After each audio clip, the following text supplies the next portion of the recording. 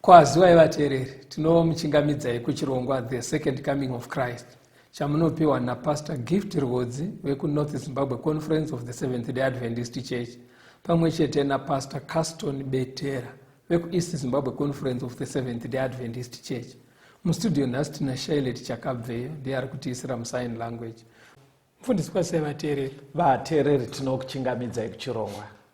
Tinoda kutenda musoro wedu wenyaya watinawo nhasi uri kuti Mwari vanoshanda kunyangwe nemadzimambo part 2.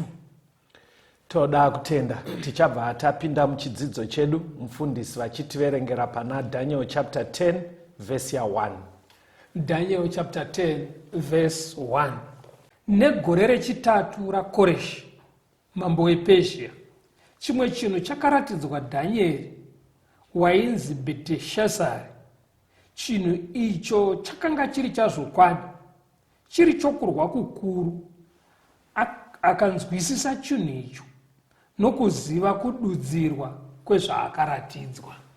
Panotangira Daniel chapter 10 kusvikira kuDaniel chapter 12 ndo chiprofita chekupedzisira chakaratidzwa Daniel naMwari. Saka ari kuti raive gore rechitatu ramambo Koreshi mufundisi. Mambo Koreshi uyu handipo patinotanga kumuverenga mubhuku raDaniel. Koreshi ndiye Cyrus. Ndiye Cyrus. Atitange kumuverenga pachapter 10 Daniel akupiwa chiprofita chekupedzisira. Mukavhura pana Daniel chapter 1 verse 21. Mambo yeye anotaurwa nezvake futi, verengai munzwe. Daniel chapter 1 verse 21. Dhanieri akaramba aripo kusvikira pagore rokutanga ramambo Koreshi. Saka panapa Daniel pavakaenda vari nhapwa kuBhabhironi, vasarudzwa namambo vachida kupiwa special diet yavakaramba. Pazoitwa maexamination ana Daniel neshamwari dzavo vakawanikwa vakachenjera kupfuura vamwe vanhu vese vemuBhabhironi. Ndo pavakabva vapromotwa ndobva vapiwa mabasa muhurumende yeBhabhironi. Saka pari kunzi kubvira Daniel paakapiwa basa iri muhurumende yeBhabhironi akaramba achitonga mufundisi. Kurava kuti akaramba achibata muhurumende. Akaramba achibata muhurumende yeBhabhironi. Bhabhironi ikatozopfuura. Ana Koreshi vari kutaurwa naCyrus vaive vari veumambo hwemaMedo Persians. Umambo uya hwakazoteerera hweBhabhironi. Daniel airamba achingobata chete. Kurava kuti akabata mumazuva eumambo hweBhabhironi. Yes. Bhabhironi ikabva achiuya Medo Persia. Akanobata futi. Akanobata futi muMedo Persia. Umambo hwaitochinja nasi iye aikondinya. Pane zvaive mari zvinoratidza kuti mashandiro ake anga akachena zvakadaro mufundisi zvekuti Mwari vaimutungamira pakuita kwese kwaaita. Dai kwakuri kutaura kwanhasi Daniel tingati aive neofisi ringamutanga ari civil servant. Civil servant. Aive civil servant but kwete ane position yepasi. Aive civil servant ane position yepadenga.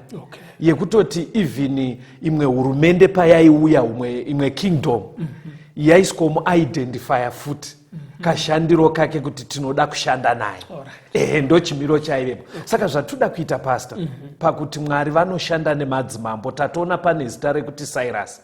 Ticharuona taakunopedza chidzidzo ichi. Toda kumboona kumashure kwaCyrus asati auya tichitotangira kuna Daniel chapter 1 timboona kuti Mwari vaishanda here nemadzimambo, kana vachishanda navo vanoshanda navo nenzira ipi. Saka ngatitendai kwekutanga kwebhuku raDaniel, Daniel chapter 1 verengai verse 1 to 3 neverse 6 to 7. Daniel 1 verse 1 to 3. Negore rechitatu rokubata ushe kwaJehoakimu mambo waJudha, Nebhukadhinezari mambo weBhabhironi akasvika Jerusarema akarikomba. Ishe akaisa Jehoakimu mambo waJudha muruoko rwake, pamwe chete nedzimwe nhumbi dzeimba yaMwari. Iye akaenda nadzo kunyika yeShinari, kuimba yaMwari wake. Akaisa nhumbi muimba yokuchengeta pfuma yaMwari wake. Mambo akaudza Ashpenaz, mutariri wavaranda vake, kuti avuye navamwe vana vaIsraeri vorudzi rwamambo norwamachinda. Verse 6 na 7. Verse 6. Zvino pakati pavo pakanga pana Dhanieri naHanania naMishaeri naAzaria, vari vana vaJudha. Muchinda wavaranda akavatumidza mazita. Dhanieri akamutumidza zita rinonzi Bheteshazari, Hanania rinonzi Shadhreki, naMishaeri rinonzi Mesheki, naAzaria rinonzi Abhedhinego. Mufundisi, chavaverengera ndima yakakura kudai tanga tichida kuti zvijeke kuti pane vakatapwa vari kunzi vaive verudzi rwamambo ndo pana naDaniel. But pamatanga kuerenga mufundisi pari kunzi Mwari ndo vakapa mambo wekwaJudha inzi Joakimu ndobva vamuisa muruoko rwaNebhukadhineza. Sekunge Mwari aitokondrora zvaiitika kuti mimi vekwaJudha ndaakuita kuti mukurirwe naNebhukadhineza. Saka nemamwe mazwi tingati Mwari akaregera vachikundwa. Mwari akaregera vachikundwa, zvekutoti mukunyora kwaBhaibheri rabva ratoti Mwari vakaisa Joakimu muruoko rwaNebhukadhineza, kureva kuti Mwari vanenge vatendera vakaregera Joakimu mambo wekwaJudha achikundwa. Saka mambo iyeyuyu mufamily yavo yeumambo yekwaJudha ndo maizvarwawo anaDhaniel nevakomana vataurwawo. Saka sofa zvazvinobva zvaita vateereri, zvinobva zvaita kuti taverenga zvaCyrus ndobva taverenga zvaNebhukadhineza achitenderwa naMwari kuti akunde kwaJudha. Saka toda kumbodzoka kumashure mufundisi toona kuti Mwari uyu aingokundisa madzimambo aya echihedheni chete here. Murikuona picture yacho kuti aingobvumira madzimambo vasingamunamate vega ndo vaaibvumira kukunda. Ndo mabudiro azviri kuita. Toda kuona kuti Mwari uyu anoshanda nemadzimambo ese here, because panapa zviri kutoratidza kuti Mwari aishanda naNebhukadhineza, atendera Nebhukadhineza kukunda rudzi rwaMwari rwekwaJudha. Saka ngatidzokerei kumashure timboona kuti iye Joakimu nanaDhaniel vefamily yeumambo kuzokundwa uku zvezvamboita sei. Saka dzokerei pana madzimambo echipiri pastor chapter 20 verse 16 to 18. 2 Kings chapter 20 verse ya 16. Ipapo Isaya akati kuna Hezekia, inzwa shoko raJehovha. Tarira, mazuva achasvika nenguva iyo zvose zviri mumba mako nezvose zvakaunganidzwa namadzibaba ako kusvikira zuva ranhasi zvichaiswa Bhabhironi. Hakune chinhu chichasiyiwa, ndizvo zvinotaura Jehovha. Vamwe vavanakomana vako vachabva kwauri vauchabereka vachatapwa, vachava varanda mumba mamambo weBhabhironi. NdiIsaya akanga ari kutaura namambo Hezekia. Zvikanzi zvichaitwa naMwari pamberi apo. Vamwe vana verudzi rweumambo, vazukuru vako vemba yeumambo yako yeHezekia, ndichavatendera kuti vaende vari nhapwa kuBhabhironi. Kwaive kufanoprofita zvakazoitika kuna naDhaniel izvi nanaJoakimu. Chii chenge chaitika apa pastor? Uyu Hezekia anga apuwa mukana naMwari wekuti aparidzire kuBhabhironi. Because paakarwara paya Mwari vachibva vamuti waakutofa, akachema. Mwari vakati alright, akukuwedzera 15 years paupenyu. Saka tichaisa saini mudenga yekuti ndini ndazviita. saini yacho ichamira yakati kana zuva raakundonyura rinodzokera kumashure ne10 degrees. Okay. Saka ndo zvakaitika kuti zuva rakuda unonyura rakadzokera kumashure. Saka kuBhabhironi manje kwaive nemascientist vaistata zvemuchadenga nezvimwe zvinoitika pano pasi. Okay. Saka pavakaona zuva richidzokera kumashure musainzi dzavo vakashaya kuti zvakonzerwa nei. Okay. Saka mukuramba vachitsvaga ndo pakazosvika meseji kwavari kuti zvakonzereswa naMwari anonamatwa kuJerusarema. Okay. Ndiye apa sesaini yekuponesa muranda wake. Mambo vachibva vatuma vanhu kubva kuBhabhironi more than 1000 miles kwenda kuJerusarema kuti vanyatsononzwisa pamusoro paMwari uyu. Okay. Saka Hezekia paakawana mukana wekuti avaparidzire nezvaMwari akatanga kuvaratidza pfuma nezvombo zvake glori yake iyi. Ndo pakazonzi naMwari konda kupa mukana wokuti uparidze iwe wakuratidza vanhu zvauri iwewe. Saka kuratidza kuti iwe hausiriwe une nyaya pfuma yacho iyoyo uri kuvhaira nayo ichaenda kuBhabhironi. Right. Ende vamwe vana vako vaukuvhaira navo vachatapwa vachaenda ikoko. Saka tiri kutoona panapa kuti Mwari ari kuzopa hake rudzi rwekwaJudha mumaoko aNebhukadhineza, but kumashure uko zvaitova zano raMwari nderekuti vekwaJudha ndo vangadai vakaparidzira Nebhukadhineza. Saka patinoda kuteedza toda kusvika pana mambo Jehoakimu anzi akazoenda kuBhabhironi, muzukuru waHezekia. Endai pana maKroniki echipiri chapter 36 verse 5 to 7. Second Chronicles chapter 36 verse 5 to 7. Mubvunzo watoda kupindura musati maverenga ndewekuti nengari yekuti zvaya zvaprofitwa kuti ana Joakimu nana Daniel vachaenda kuBhabhironi, havana here zvavaigona kuitawo ana Joakimu kuti zvisaitike? Ndizvo here kuti kana Mwari anga atozvitaura saka zvaisaprevendeka? Ndo mubvunzo watoda kupindura pamaakuverengapo.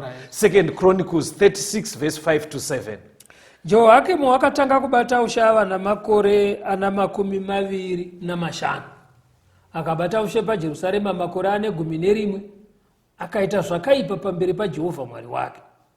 Zvino Nebhukadhinezari mambo weBhabhironi akasvika kuzorwa naye akamusunga namaketani kundomuisa Bhabhironi. Nebhukadhinezari akaendavo nedzimwe nhumbi dzemba yaJehovha akadziisa Bhabhironi, akadziisa mutemberi yake paBhabhironi. Saka vhesi raverengwa riri kutsanangura zvataverenga kuna Daniel kuti Joakimu akaendwa naye kuBhabhironi, but ratsanangura rikati Joakimu aiita zvakaipa. Saka taona Mwari vachishanda naHezekia. Hezekia ndobva atambisa mukana. Saka taapa naJoakimu anzi akaendwa naye kuBhabhironi. Saka zvatodaita pastor, todombowonawo kuti paripo here Mwari pavakaedzawo kumboshanda naJoakimu kuti zvichida pamwe vaigona kusazoenda kuBhabhironi.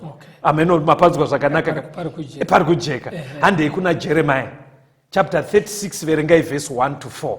Jeremiah 36 verse 1 to 4. Jeremiah 36 verse 1 to 4. Zvino negore rechina raJehoakimu mwanakomana waJosia mambo waJudha, shoko iri rakasvika kuna Jeremiah richibva kuna Jehovha richiti, tora rugwaro rwakapetwa unyoremo mashoko ose andakakuudza pamusoro paIsraeri napamusoro paJudha napamusoro pamarudzi ose kubva pazuva randakataura newe, kubva pamazuva aJosia kusvikira zuva ranhasi. Zvimwe imba yaJudha vachanzwa zvakaipa zvose zvandinofunga kuvaitira, kuti vadzoke mumwe nomumwe panzira yake yakaipa, ndivakangamwire kuipa kwavo nezvivi zvavo. Ipapo Jeremia wakadana Bharuki mwanakomana waNeria. Bharuki akanyora parugwaro rwakapetwa mashoko ose aJehovha akabva mumuromo waJeremia akataura kwaari. Saka Joakimu achitonga, Jeremia akanzi naMwari, ndoda kuti umbonyora meseji dzese dzandakabvira kuprofita kuvazukuru vaHezekia kubvira mazuva aJosia kusvikira zvinotaura mazuva aJoakimu. Zvandoda kuti unyorere mharidzo idzi kuti pamwe vakanzwa vangatendeuke pfungwa yandinayo yekuti vagoenda kuBhabhironi tiirivhese. Masona manjeka. Saka Jeremiah akabva adedza sekretari wake ainzi Bharuka. Kwakunyora mharidzo dzese nemashoko ese nekutsura kwese kwaiitwa naMwari kuti vatendeuke. Verengai verse 10 to 13. Pana Jeremiah 36 ipapo. Jeremiah 36 verse 10. Ipapo Bharuki akarava mubhuku mashoko aJeremiah mumba maJehovha, mukamuri yaGemaria mwanakomana womunyori Shafani, muruvazhe rwokumusoro pavaipinda pasuo idzva reimba yaJehovha, vanhu vose vachizvinzwa nenzeve dzavo. Zvino Mikaya mwanakomana waGemaria mwanakomana waShafani akati anzwa mashoko ose aJehovha mubhuku, akaburukira kumba kwamambo mukamuri yomunyori, wanei machinda ose agerepo, vaiti Erishama munyori, naDheraiya mwanakomana waShemaiya, naErinatani mwanakomana waAkibhori, naGemaria mwanakomana waShafani, naZedhekia mwanakomana waHanania, namachinda ose. Ipapo Mikaya akavaparidzira mashoko ose aakanzwa Bharuka achirava mubhuku, vanhu vachizvinzwa nenzeve dzavo. Saka Bharuka aenda kunoparidza ari muchechi pastor. Pane mumwe wemachinda, Bhaibheri kana riri kuti machinda, riri kureva vaive maprinces, vemba yeumambo. Vazukuru vaHezekia vaya, vaive vefamily yaJoakimu. Hanzi wani wacho ndobva anzwa kuti, hai, pane meseji yakasimba apa. Handobva amhanya kune mamwe machinda, hanzi ndobva ona machinda ese akaungana kumba kwamambo. Kwakuvatsanangurira kuti varumeka meseji yaverengwa kuchechi kwaina kuita musha. Zvikanzi uya naBharuku wacho tinzwe meseji. Machinda aya ndobva averengerwa meseji yaya. Zvikanzi meseji haidi kuguma nesu tega iyi. Mambo vanofana kudii? Kuinzwa. Mambo vanofana kuinzwa meseji. Chiverengai vachiverengera mambo tozombonzwa kambo. Pana Jeremiah 36 verengai verse 21 to 26. Ipapo mambo akatuma Jehudhi kundotora rugwaro rwakapetwa. Iye akandorutora mukamuri yomunyori Erishama. Jehudhi akaravira mambo achizvinzwa nenzeve dzake, namachinda ose akanga amire namambo, ivo vachinzwa nenzeve dzavo. Zvino mambo wakanga agere muimba yakavakirwa nguva yechando nomwedzi wepfumbamo, moto uchipfuta pamberi pake pachaenga. Zvino Jehudhi wakati apedza kurava zvikamu zvitatu kana zvina, mambo ndokuzvicheka nebanga, ndokuzvikandira mumoto wakanga uri muchaenga, kusvikira rugwaro rwakapetwa rwose rwapedzwa nomoto wakanga uri muchaenga. Asi havana kutya kana kubvarura nguo dzavo, kunyangwe mambo, kunyangwe nomumwe wavaranda vake vakanzwa mashoko awa wose. Toda kutenda. Ngatimbonzwa kambo tuye toenderera mberi.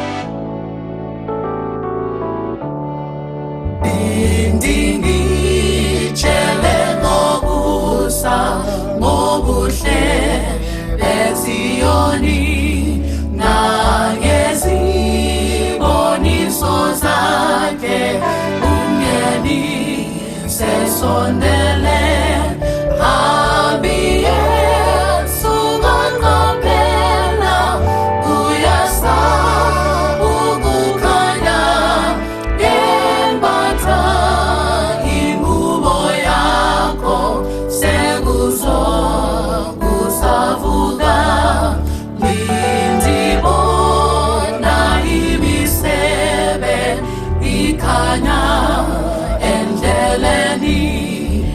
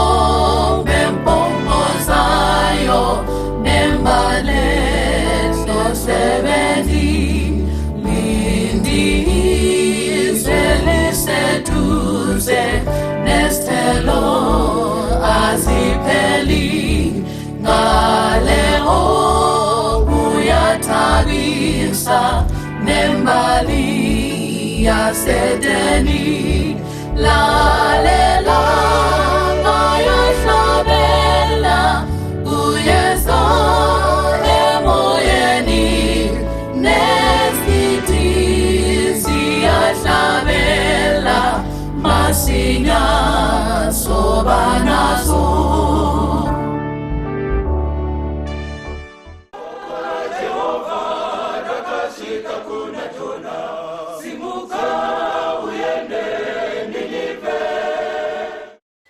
Tinomuchingamidza vateereri tichienderera mberi nehurukuro yedu Mwari vanoshanda kunyangwe nemadzimambo part 2.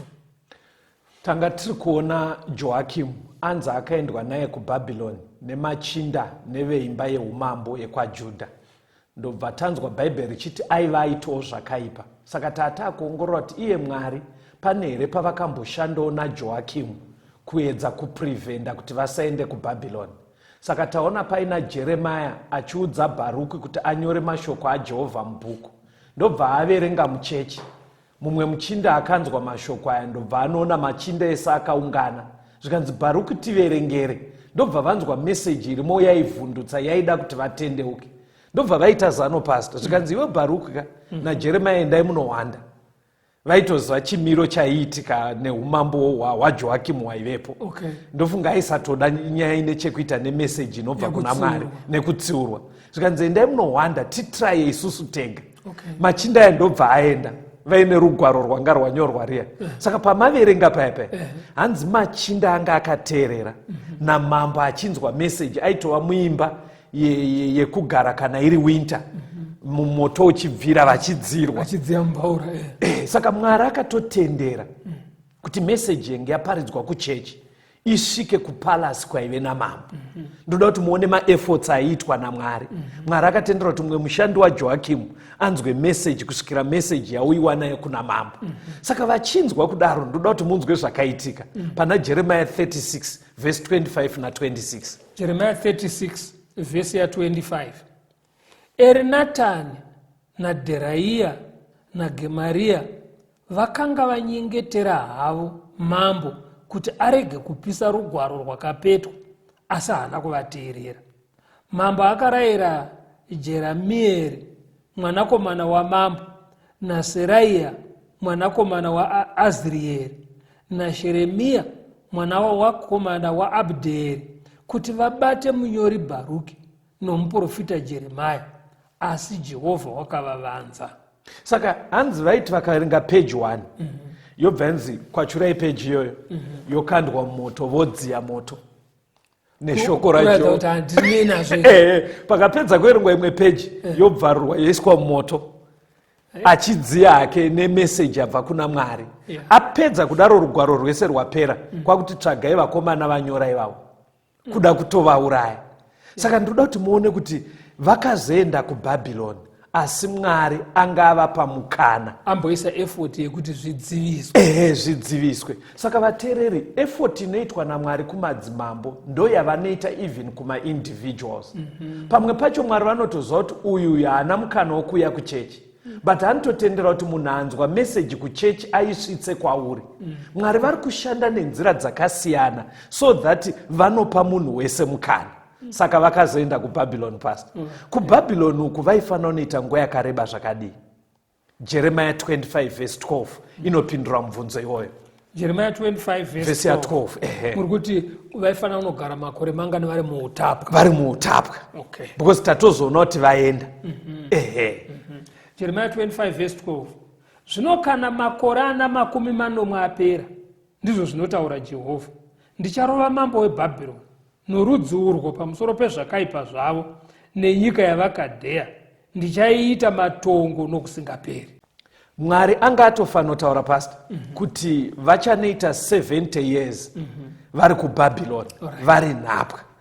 Saka izvi zvinoitoda kuti tione, because pakasvika Nebhukadhineza paya achienda naJoakimu neveimba yeumambo, vamwe vakasara kuJerusarema. Nebhukadhineza akanyanya kutageta vamwe vanhu vese vakadaro daro neveimba yeumambo, kune vakasara. Koita vakaendwa navo toda kuona kuti during these 70 years chimiro chaive nemapoka mairi aya chakamira sei, vaendwa navo senhapwa nevasara vasina kutapwa, vasara kwaJudha. Saka toda kutanga nekuerenga vakasara kwaJudha. Pana mariro aJeremiah chapter 5 verse 17 to 22 pane chimiro chatinoona ipapo. Mariro aJeremiah Lamentations, Lamentations chapter 5 verse 17 to 22. Nemhaka iyi mwoyo yedu yapera simba, nemhaka yezvinhu izvi meso edu haachavoni zvakanaka. Nokuda kwegomo reZioni rava dongo, makava anofambapo. Imi Jehovha muripo nokusingaperi, chigaro chenyu choushe chiripo kusvikira kumarudzi namarudzi. Munotikanganwireiko nokusingaperi? Munotirashireiko nguva huru yakadai? Tidzoserei kwamuri, Jehovha, ipapo tichadzoka. Vandudzai mazuva edu ave sakare. Asi makatirasha chose here? Makatitsamwira zvikuru here? Muri kuonza manje situation enge apo vari kuchema zvikanzi vakomana guta redu ratodongoka iri. Dai taita semazuva ekare ataenda kuchechi tichifara. Saka vari kuchema nhai Mwari, asi matirasa nguva kubva yareba kudai shuwa tiri muchimiro chinonzwisa tsitsi kudaro. Zvainzwisa tsitsi pastor. Katichimboona vakaendwa navo. Vakaendwa navo kuBhabhironi. Pana mapisarema 137 verse 1 to 6. Mapisarema 137 verse 1 to 6. Panzizi dzeBhabhironi ndipo patakagara pasi, zvirokwazvo tikachema pakurangarira kwedu Zioni.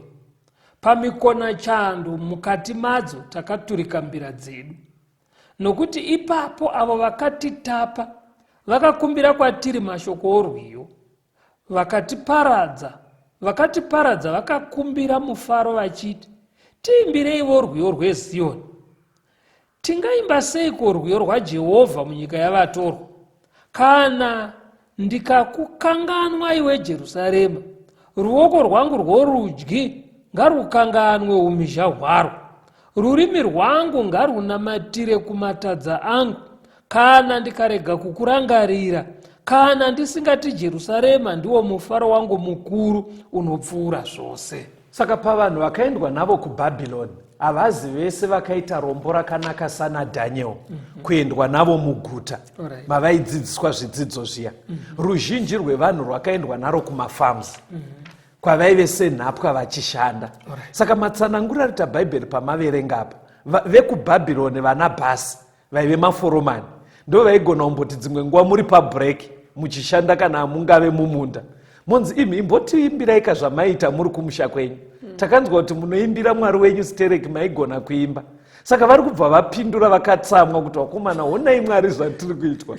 Vakomana, tafunga kumusha, tafunga kuZioni kwatainamata. Muri kuona here pastor kuti chimiro ichi chiri kunzwisa tsitsi? Hapana ari kufara, hachisi kunakidza. Saka vese vakasara kuJerusarema havasi kunakidzwa nekuti kwakasara riri dongo. Yes. Vakaenda muutapwa havasi kunakidzwa nekuti inhapwa varanda.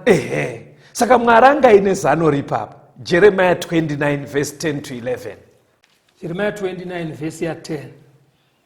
Nokuti zvanzi naJehovha, kana makore 40 aperera Bhabhironi, ndichakushanyirai nokukusimbisirai shoko rangu rakanaka, ndichikudzoserai kunzvimbo ino.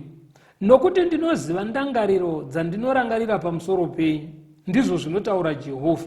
Ndangariro dzorugare dzisati dziri dzezvakaipa, kuti ndikupei mugumo une tariro.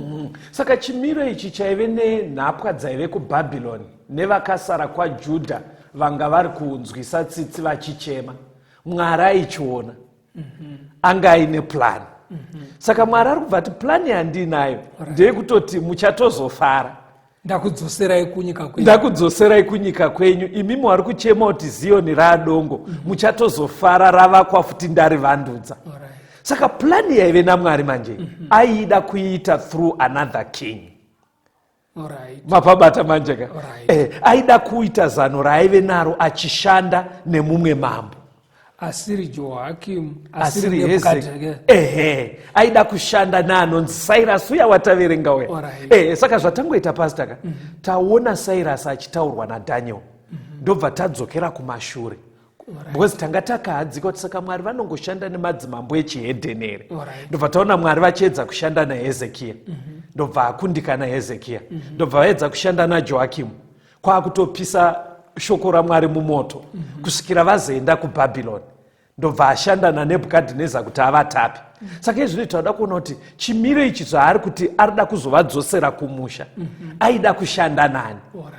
Andei pana Isaiah 45 verse 1 to 3. Isaiah 45. Zvanzi naJehovha kumuzodzwa wake kuna Koreshi, wandakabata ruoko rwake rworudyi, kuti ndikunde marudzi avanhu pamberi pake, ndichisunungura zviuno zvamadzimambo, ndimuzarurire mikova pamberi pake, namasuo arege kuzarirwa. Ini ndichaenda pamberi pako, ndichienzanisa pasina kuenzana. Ndichaputsa-putsa mikova yendarira, nokugura-gura mipfigo yendarama. Ndichakupa pfuma iri murima, noufumi hwakavanzwa panzvimbo dzisingazikamwe, kuti uzive kuti ndini Jehovha, Mwari waIsraeri, unokudana nezita rako. Right. Pari kunzi Koreshi vateereri, ndiCyrus ndo manyorero acho neshona. ndiCyrus ari kutaurwa wataverenga kuna Daniel 10 kuya kwatatangira.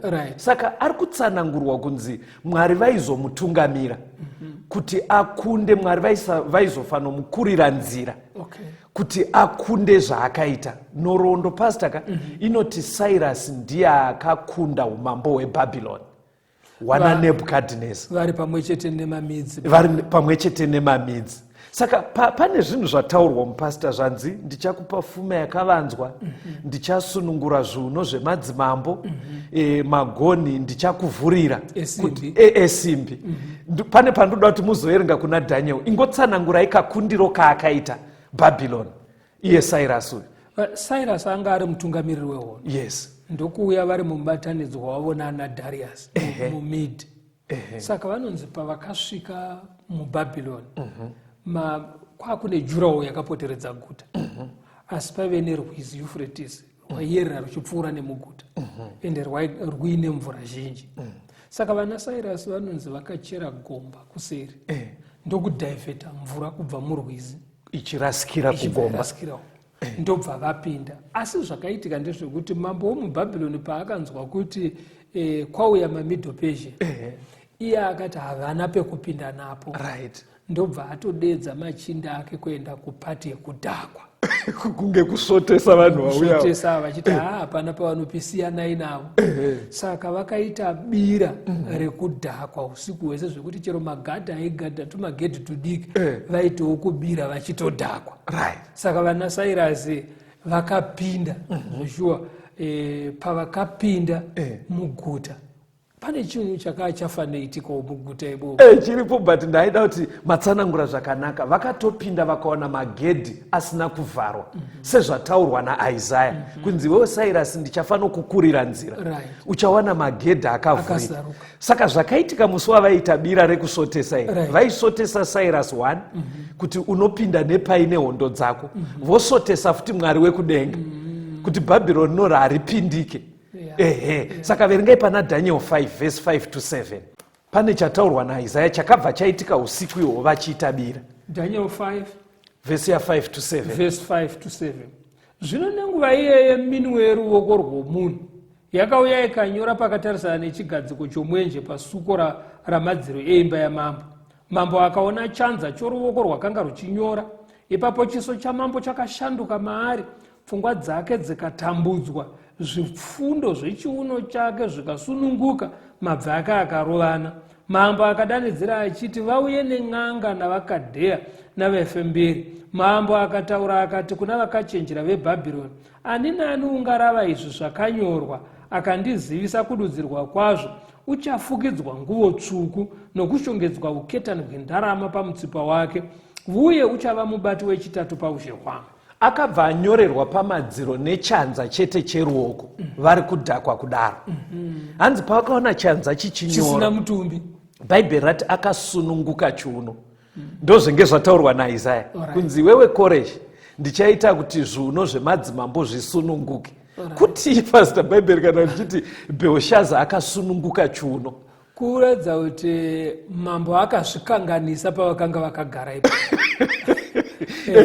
Saka muri kuona zvanga zvafanoprofitwa kunzi Cyrus pauchauya iwewe ndinoda kushanda newe. Saka pane zvandichaita kuti uzvione kuti ndiri kushanda newe. 1 uchawana magedha asina kuvhara. 2 uchati uchipinda uchatowana mambo vazvimesera pavakagara ipapo. Saka Mwari vanga vari kushanda naCyrus. Chii chakabva chaitika usiku? Verengai verse 30 na 31 Pastor. Daniel chapter 5 30. Nousiku uhwo mambo Bheshazari muKadhea wakaurawa. Darius muMidhia akapuwa ushe aine makore anenge 62. Saka Darius aive wemaMed vaine ubatanzwa nevaPersians vakabva vatanga kutonga. Saka kukunda kwaita Cyrus uku Mwari vaida kushanda naCyrus. Vaida kushanda naye chii? Tisatanzwa kambo endai kuna Isaiah chapter 45 verse 13 na Isaiah 44 verse 28. Chii chavaida kushanda naCyrus vachibatsirana? Isaiah 45 verse 13 na Isaiah 44 verse 28. Verse 13. Ndakamumutsa nokururama, ndicharuramisa nzira dzake dzose. Iye uchavaka guta rangu nokusunungura vatapwa vangu, asingatsvake mutengo kana mubayiro, ndizvo zvinotaura Jehovha wehondo. Isaiah 44 verse 28. Iye unoti pamusoro paKoreshi, ndiye mufudzi wangu, uchaita zvose zvinondifadza. Kana achiti pamusoro peJerusarema, richavakwa, uye pamusoro petemberi, nheyo dzako dzichateyiwa. Saka Mwari anga afanogadzira zano rekushanda namambo Cyrus, rekuti Cyrus ndiye aifana kuzotendera kuti nhapwa dzaive kuBhabhironi vadzokere kwaJudha. Cyrus ndiye aifana kuzotendera kuti zviri kuchemwa nenhapwa kuti guta reZioni raadongo. Cyrus aifana kuzoita pati yekuti udongo upere, guta reJerusarema rivakwe futi. Mwari aida kushanda naCyrus.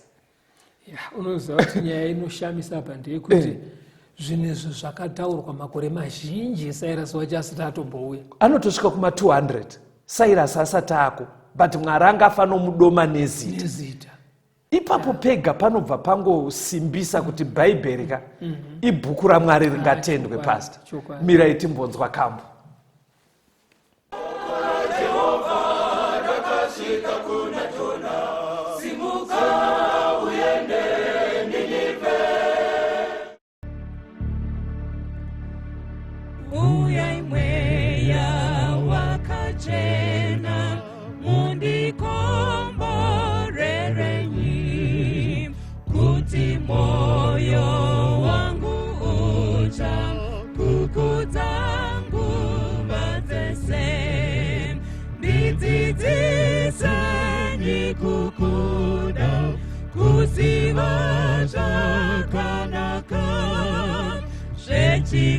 Chikariro chembiri chinondipa kufara. Dauya kune mitenzi munozondibatsira, ndinosimbira kunemi mundisvitse kumusha. Jesu wakanditsvakisa, ndanga ndiri mufambi, mudambudzo wandibvisa, ngeropa rake iri. Ndakashira mutsa wenyu, ndinomuitirenyi, ndipenyi kunaka kwenyu, ndosungirwa kunemwi. Nguva dzese ndarasika kubva munzira yenyu, ndiri pano hangu Baba,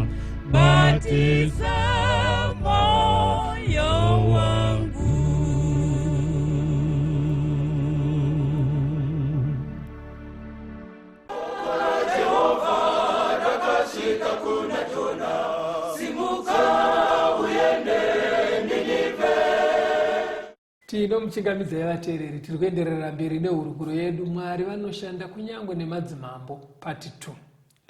Zano raive naMwari rekuti utapwa hwevana vekwaJudha hupere pavaive kuBhabhironi, kuti vagone kuzodzokera kwaJudha. Mwari aida kushanda namambo Cyrus. Isaiah totaura kuti ndo zvimwe zvenge zvatendererwa naMwari Cyrus kuti agone kucooperate. But Cyrus aive wechihedden pastor. Aisaziva Mwari uyu, akasika. Saka maona pamaverenga kuna Isaiah, anzi zvandiroda kuita kuti kunyangwe aive nezvimwe zvaanotenda, kuti ukaona magedha asina kuvharwa, wosvika mambo azvimesa, akagara, ipapo maybe zvinofana kutaura something. Saka pfungwa iri kubuda pana pastor ndeyekuti mashandiro anoita Mwari kuna Hezekia akaita kuti zuva mumvuri udzoke, vanhu ndobva vatumirwa naMwari mahara, iye ongotaura mbiri yaMwari akakundikana. Kuna Joakimu aive wekwamba kwaJudha kunoverengwa Bhaibheri, Mwari akatotendera kuti Joakimu anzwe Bhaibheri richiverengwa, ndobva zvaramba. Kuna Cyrus Mwari haasi kushanda achishandisa Bhaibheri, ane maitiro aangoita ekuti kunyangwe ari muhedheni aifana kuzoona kuti hondo takarwadza kawanda, asi apa handikundisa ndiMwari. Ameno isai mumashoko enyu anhasi kuti zvinyatsa kubatika kuti Mwari anoshanda sei nevanhu. Kune zvimwe zvinhu zvinoitika, manzwisira ndiri kuita mufundisi muchitaura, ekuti munhu anonyatsoona kuti apa hazvina kugoneka nekungwara kwangu, kana kuti ndandakagadzirira, asi pane kusaurirwa kwandaitwa panapa naMwari. Pane simba rashanda neruoko rwashanda rusiri rwavanhu. Exactly. Ndo maitiro anoita Mwari. Saka tanzwa yaive basa ranga rasimudzirwa Koreshi. Ngatichiona kuti Mwari agadzirira Cyrus apo mambo wekuti azoita kuti nhapwa dzidzokere. Ko idzo nhapwa dzine pati here yavaifana kuita. Ameno manzwa mubvunzo wacho. Mwari paari kuronga metsi dzake idzi, anofana kuita kuti nhapwa dzidzokere, anofana kuita kuti guta reJerusarema rizovakwa, atopo ndiCyrus. Saka Mwari ochingoita here kana kuti pane pati yaifana kuitwa nenhapwa vari kufana kusunungurwa vacho vane zvavaifana kuita here? Pana Jeremiah chapter 29 verse ya 10 to 14 verenga ipapo. Jeremiah 29 verse 10. Nokuti zvanzi naJehovha, kana makore 40 aperera Bhabhironi, ndichakushanyirai nokukusimbisirai shoko rangu rakanaka, ndichakudzoserai kunzvimbo ino. Nokuti ndinoziva ndangariro dzandinorangarira pamusoro penyu, ndizvo zvinotaura Jehovha, ndangariro dzorugare dzisati dziri dzezvakaipa, kuti ndikupei mugumo une tariro. Muchadana kwandiri, muchandonyengetera kwandiri, neni ndichakunzwai. Muchanditsvaka mukandiwana, kana muchinditsvaka nomwoyo wenyu wose. Ndichawanikwa nemi, ndizvo zvinotaura Jehovha, ndichakudzosai pakutapwa kwenyu, nokukuunganidzai kumarudzi ose nokunzvimbo dzose kwandakanga ndakudzingirai, ndizvo zvinotaura Jehovha.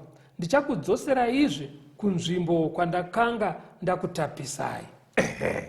Mwari ari kutaura kuti ivo vaifana kuzoitawo pati yavo yekunamata nekuzvireurura pamberi paMwari, votsvaga Mwari. Hanzi naMwari, ipapo ndichakudzoseraiwo. Saka ndoda kuti tidzoke musi waparara Bhabhironi pastor. Uyu musi wapinda Cyrus. Paapinda usiku uya, mumwe munhu anga atodedzwa mumaitirwa bira ndiDhaniel, kuti adudzire zvenge zvanyorwa zviya pamadziro. Saka Daniel aiziva chiprofita chaIsaiah kuti kune munhu anonzi Cyrus, ndiye achaita kuti Bhabhironi riparare. Saka papa kunetsa pastor ndepekuti Cyrus auya, ndiye akataurwa kuti achaita kuti tidzokere. Ko zvaaparadza Bhabhironi hatisati tadzokera wani.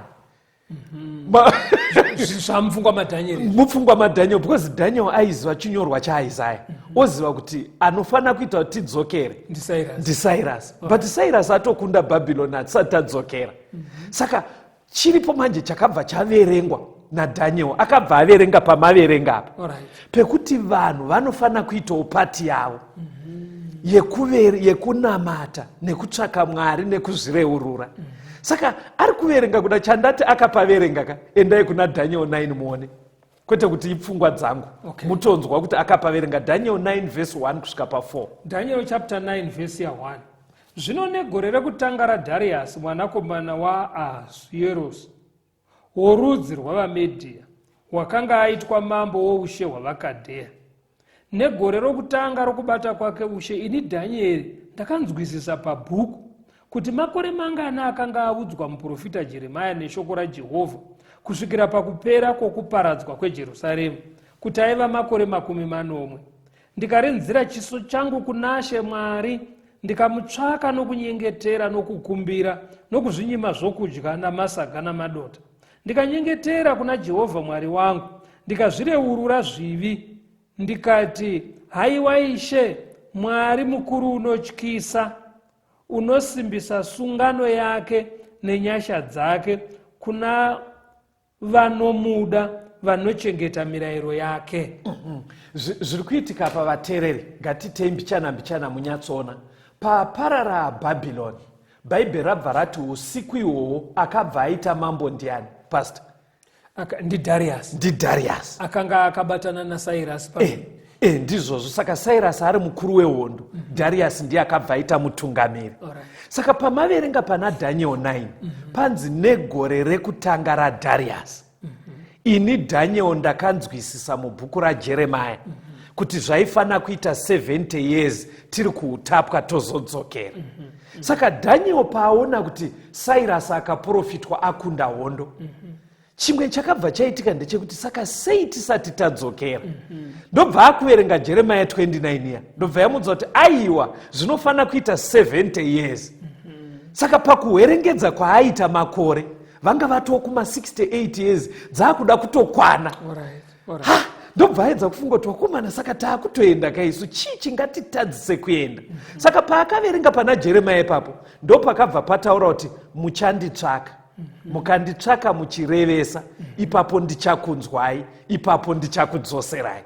Saka akabva kuti okay, makore akukwana hawo, but isusuwo tine pati yatiri kufana kuita. Ameno, imboisai mumashoko enyu nyaya iri kuitika kuti Daniel paaiverenga kuna Jeremia, yes, akanzwisisa makore anaifanira kudzokera kubva muutapwa. Right. Aona kuti makore aya aakukwana. Akanzwisisa zvakare mundima imwe cheteyo kuti ivo sevaIsraeri vaifanira kuzvininipisa pamberi paMwari. Yes. Kunamata, kuzvireurura nekurevesa kudzokera kuna Mwari. Yes. Ndobva atanga kunamata. Ndobva abva aita zvataurwa zviya kunzi revesai, reururai, namatai. Nekuti anga aona kuti Sairasi wacho akataurwa kuna Isaiah apa nzvimbo.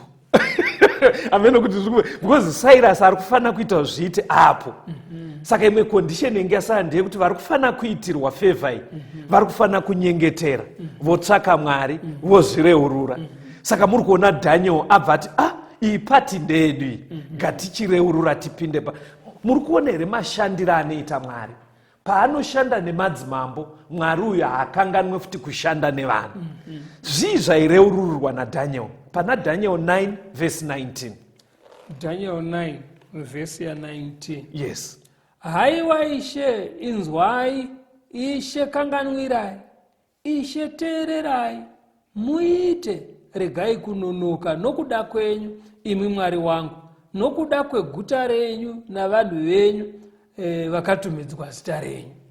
Vakasara kumusha paya pakatapwa kwaJudha, vaichemera ivo neguta ravo ranga radongo.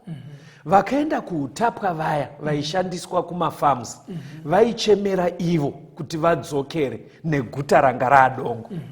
Sairasi paamutswa, taverenga kuna Isaiah, ndobva anzi naMwari, ndakumutsira kuti udzosere vanhu vangu nekuti guta rivakwe.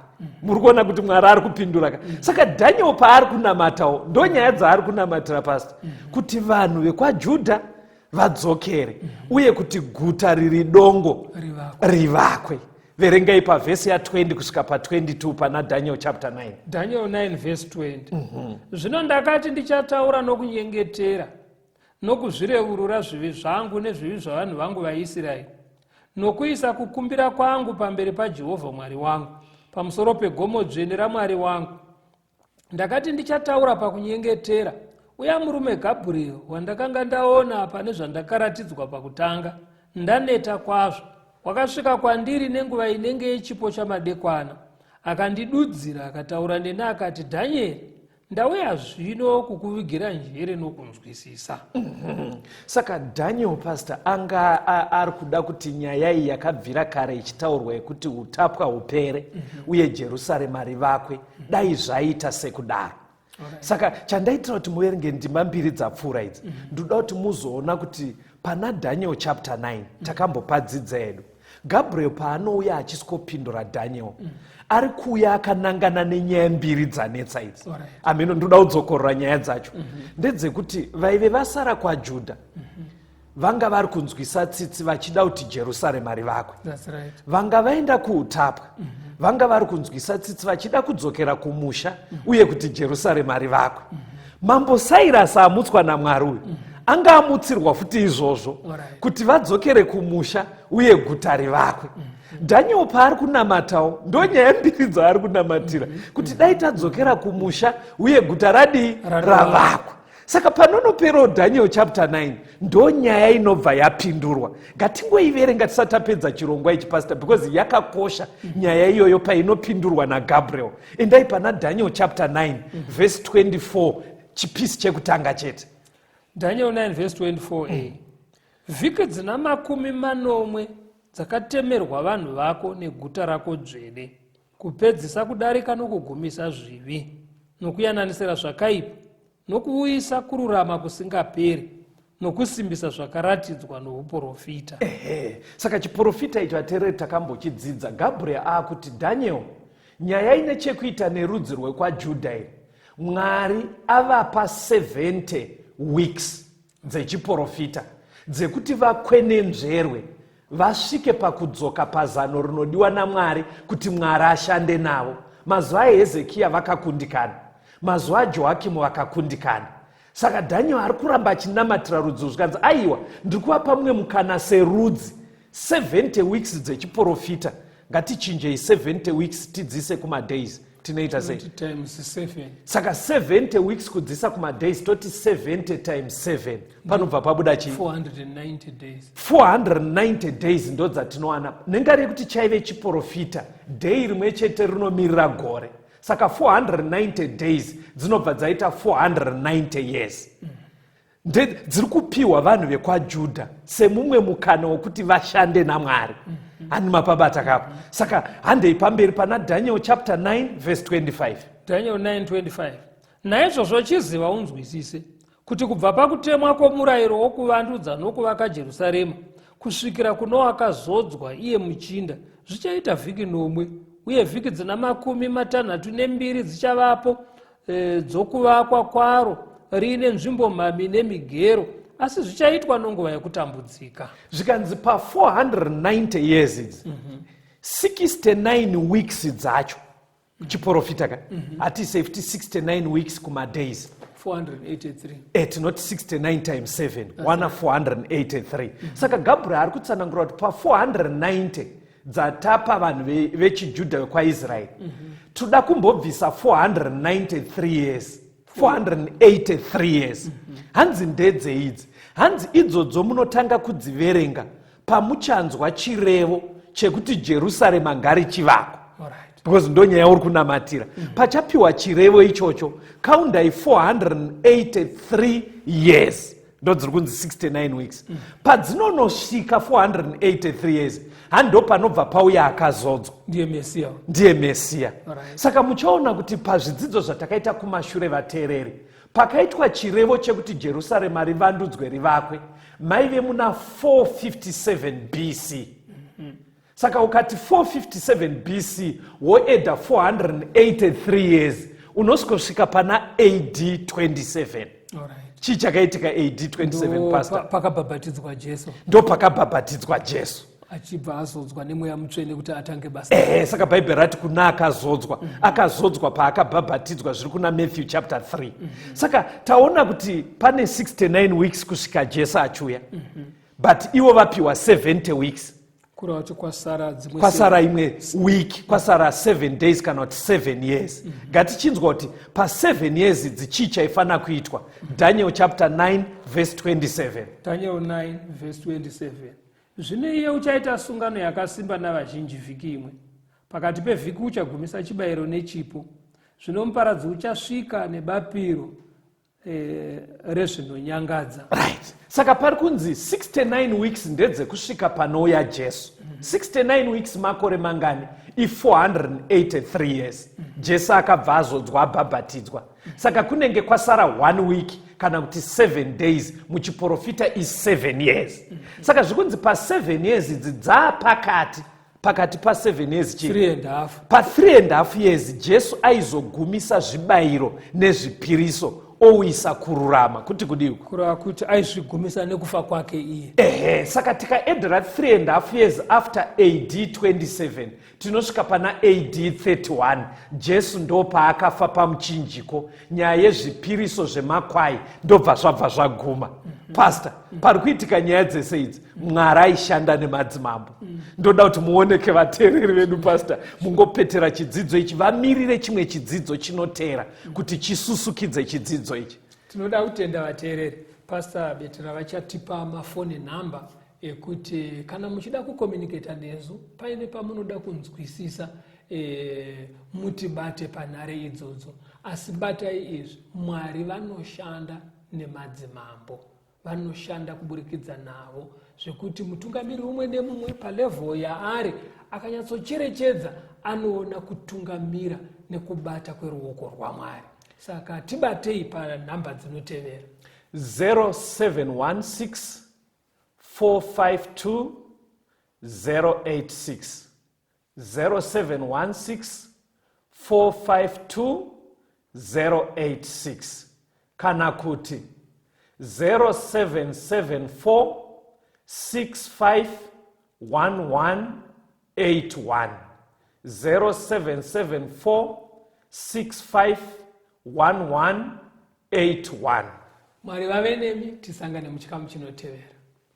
Tenzi nditungamire mukati mezviedzo mananda andibata ndimwedo ndiwikende ndimwemo otungamire tenzi nditungamire semwana awonyara tamu Unganyara tinyanga mananda anomunzwa kanama atinyarara imwite tenzi wenyanza tenzi tungamire aponda yasvika nyanza mananda aondichisa